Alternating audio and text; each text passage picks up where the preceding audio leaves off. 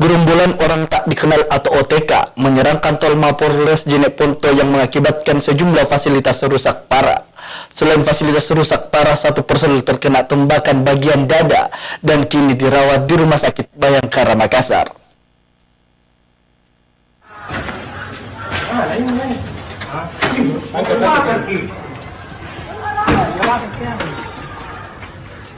Inilah video amatir yang merekam detik-detik penyerangan oleh orang tak dikenal atau OTK di kantor Mapolres Jeneponto, Jalan Pelita, Kecamatan Binamu, Kabupaten Jeneponto, Kamis dini hari kemarin.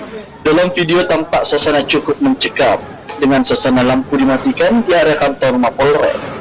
Tak hanya itu, terdengar suara dari aparat adanya pembakaran fasilitas Mapolres Jeneponto oleh sejumlah OTK.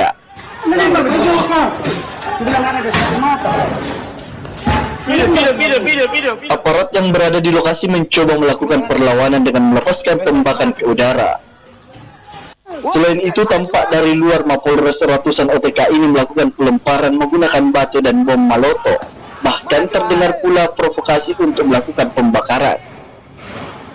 Akibat peristiwa itu, sejumlah fasilitas Mapolres Jeneponto mengalami rusak parah, yakni kaca jendela ruangan propam pecah, beberapa batu berserakan di pintu masuk ruangan hingga di bagian ruang tengah. Bahkan kaca jendela Masjid Asyurti yang berada dalam lingkup Mapolres Jeneponto ikut dipecahkan.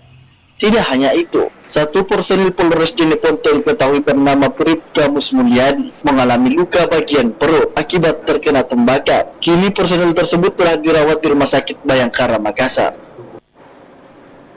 Sebelum terjadi penyerangan, diduga ada kaitannya insiden kesalahpahaman antara oknum TNI dan personil Polres Jeneponto.